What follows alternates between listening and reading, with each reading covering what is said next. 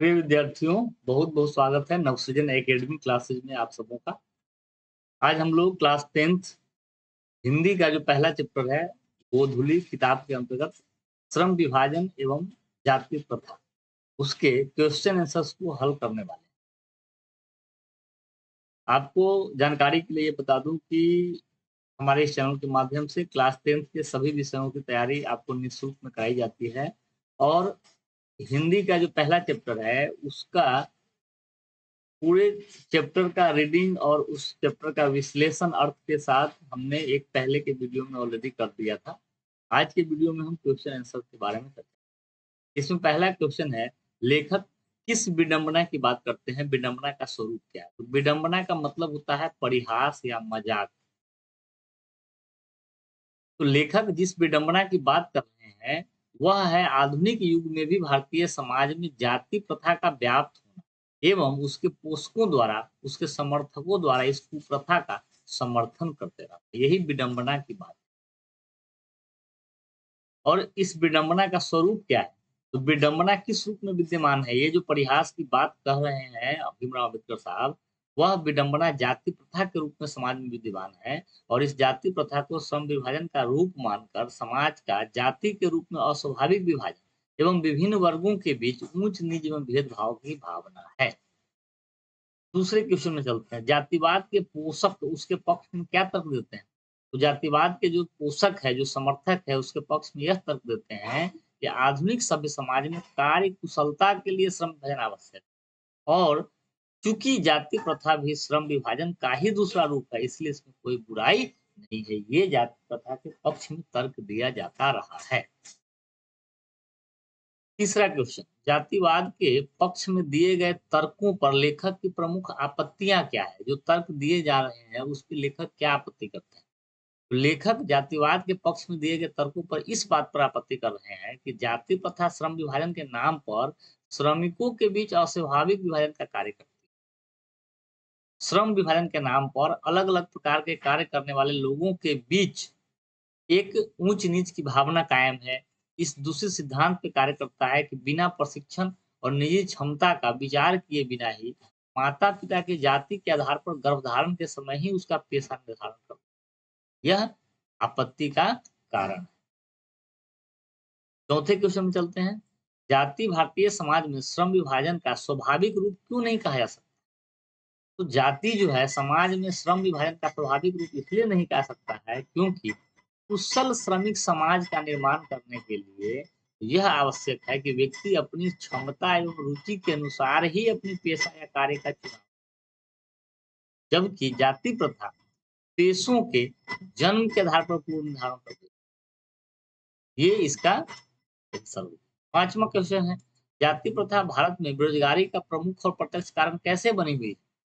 तो जाति प्रथा मनुष्य को जीवन भर के लिए एक पेशे में बांध देती है, जबकि तकनीक के निरंतर विकास एवं उद्योग धंधे के प्रक्रिया में परिवर्तन के कारण, तकनीक का विकास और उद्योग धंधे की प्रक्रिया में परिवर्तन, ये दो ऐसे कारण हैं जिसके कारण मनुष्य को अपने पेशा बदलने की आवश्यकता पड़ती रहती है या पड़ सकती है।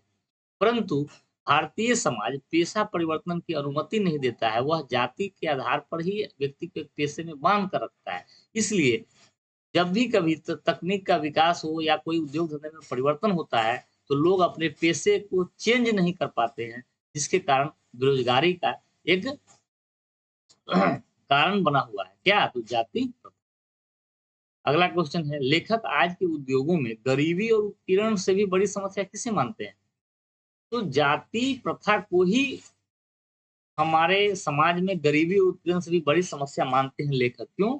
क्योंकि जाति प्रथा के कारण बहुत से लोग अपने पूर्व निर्धारित कार्य, ऐसे कार्य जो उसके लिए ऑलरेडी फिक्स्ड कर दिया गया है, अथवा पेशे को अरुचि के साथ करने को विवश है। यह स्थिति मनुष्य को टालू काम करने और कम काम करने के लिए प्रेरित करती है।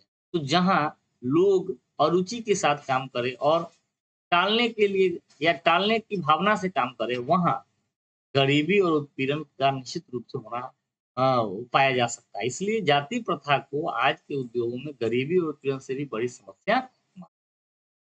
सातवां क्वेश्चन है, लेखक ने पाठ में किन प्रमुख पहलुओं से जाति प्रथा को एक हानिकारक प्रथा के रूप में दिखाया है?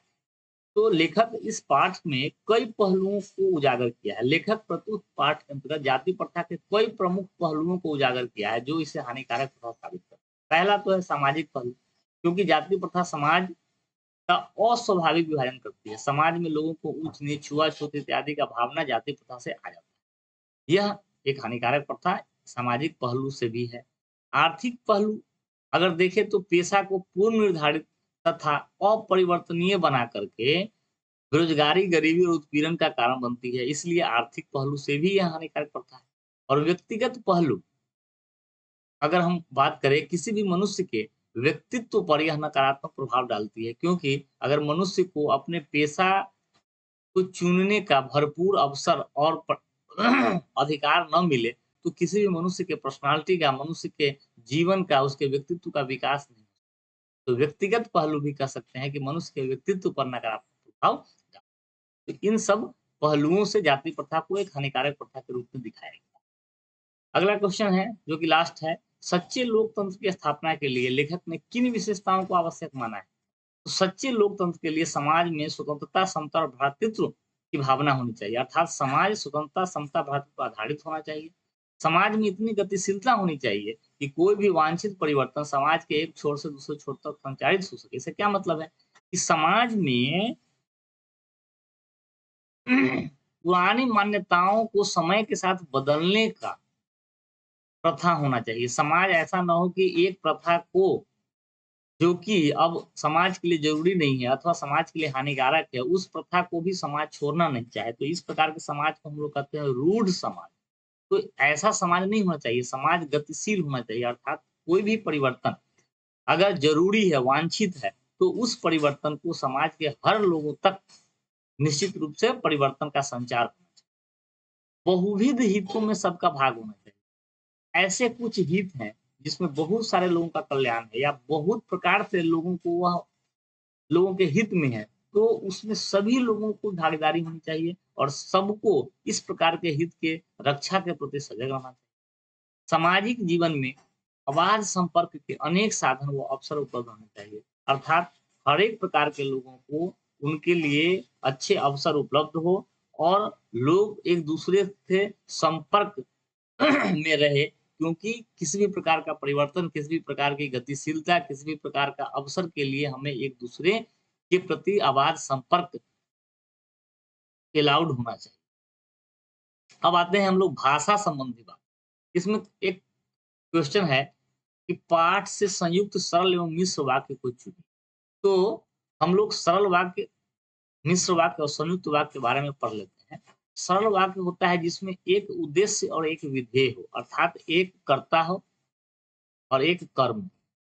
जैसे सूर्योदय होने पर कुहासा जाता है, राम आम खाता है, ये सब सरल वाक्य हैं। अगर आप अपने पाठ से देखेंगे, तो आपके पाठ में भी बहुत सारे ऐसे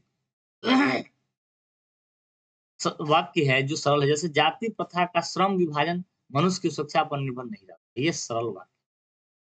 और मिश्र वाक्य क्या होता है, जिसमें एक प्रधान उपवाक्य है और एक आश्रित उपवाक्य, और वो दोनों कुछ खास शब्दों के द्वारा मिले हुए हैं। अर्थात जहाँ भी किसी वाक्य में जैसे की लगा है, जो, वह, जितना, उतना, जैसे, वैसे, जब, तब, जहाँ, वहाँ, अगर, यदि, बल्कि, किंतु, परंतु,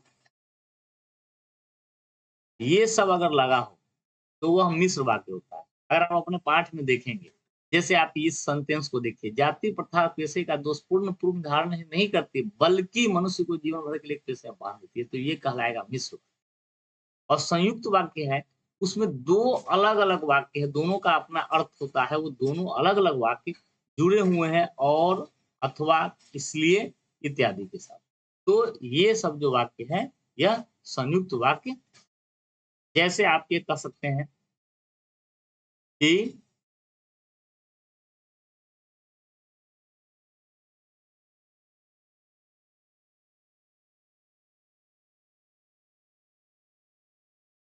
इस प्रकार पेशा परिवर्तन की अनुमति न देकर जाति प्रथा भारत में प्रचलित हो, वह प्रत्यक्ष कारण बनी हुई है।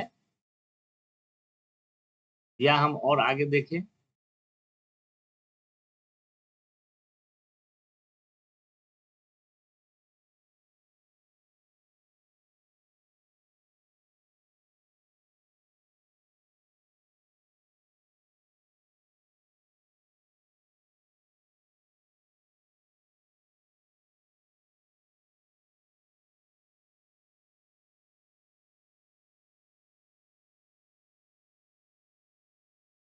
जैसे इस स्तर के संबंध में पहली बात तो यह बताना कि जाति प्रथा संविधान के साथ श्रमिक भयन का भी रूप लिए हुए है। तो ये हो गया मिश्र वाक्य, इसमें जो अलग अलग वे की से जुड़ा हुआ है। तो आपको ये देखना है कि अगर की, जो, वह, जितना, उतना इत्यादि से जुड़े होंगे तो वो मिश्र वाक्य होंगे, और संयुक्त वाक्य कब होगा, जब वह और, एवं, या, अथवा इत्यादि से जुड़े। अब आते हैं विलोम शब्द लिखने के बारे में है। विलोम मतलब विपरीत अर्थ वाले, जैसे सभ्य तो असभ्य होगा, विभाजन, संधि, निश्चय, अनिश्चय, ऊंच नीच, स्वतंत्रता, परतंत्र, दोष, निर्दोष, सजग, बेपरवाह, रक्षा, विन्यास, पूर्व निर्धारण को फर्स्ट निर्धारण। पर्यायवाची शब्द लिखना है। दूषित का तो गंदा और अपवित्र, श्रमिक तो मजदूर श्रमजीवी, पेशा तो व्यवसाय रोजगार, अकस्मात एकाएक अचानक, अनुमति तो आदेश आज्ञा, अवसर मौका संयोग, परिवर्तन तो बदलाव या रूपांतरण, सम्मान काल। अब हम चर्चा करेंगे इस पाठ में जो शब्द निधि, कुछ खास शब्द है जिसका अर्थ आपको जानना जरूरी है, वैसे शब्द की चर्चा करेंगे। जिसमें एक है विडंबना, तो इसका मतलब होता है उपहास या मजाक या परिहास। उसके बाद है पोषक, पोषक का मतलब होता है समर्थक, पालक या पालने वाला। पूर्व निर्धारण मतलब पहले ही तय कर देना। अकस्मात मतलब अचानक। प्रक्रिया किसी काम के होने की ढंग या रीति। प्रतिकूल विपरीत या उल्टा। स्वेच्छा अपनी इच्छा। उत्पीड़न बहुत गहरी पीड़ा पहुंचाना, यंत्रण देना। संचारित होना माने प्रवाहित होना। बहुविधि माने अनेक प्रकार से। प्रत्यक्ष माने सामने। भ्रातृत्व माने भाईचारा। वांछित मतलब आकांक्षित। तो ये सब जो है बुक में दिया गया था। कुछ ऐसे शब्द है जो इस पाठ में है, आपको उसको जानना चाहिए, हालांकि ये शब्दार्थ में नहीं था। जिसमें एक है मीमांसा। मीमांसा माने होता है विचार, विवेचना या विश्लेषण करना। तो अम्बेडकर के बारे में कहा गया है कि ये मीमांसक थे, इतिहास मीमांसक मतलब इतिहास पर विवेचना करने वाले थे, इतिहास के बारे में विश्लेषण करते थे ये। किंचित का मतलब होता है थोड़ा या कुछ। वांग्मय होता है किसी साहित्य या भाषण उपदेश पर आधारित रचना। कोई व्यक्ति कोई साहित्य या भाषण लिखता है, उस पर अगर आधारित कोई उस भाषण से एक अंश लेकर के उसको कोई अलग निबंध या कहानी के रूप में प्रकाशित करे तो वह वांग्मय कहा। संभ्रांत का मतलब होता है सम्मानित या प्रतिष्ठित, अंग्रेजी में इसको बोलते हैं एलिट। विधिवेत्ता माने विधि अर्थात कानून का ज्ञान। उच्छेद का मतलब होता है विनाश। मानवीयता माने मानव जाति के गुण। रूढ़ मतलब जिसे बदला ना जा सके। नैसर्गिक न्याय मतलब प्राकृतिक न्याय, नेचुरल जस्टिस इसको कहते हैं अंग्रेजी में। और पूर्व ग्रह का मतलब होता है पूर्व धारणा। तो ये कुछ ऐसे शब्द थे जिसको इस पाठ से आपको जानना जरूरी है।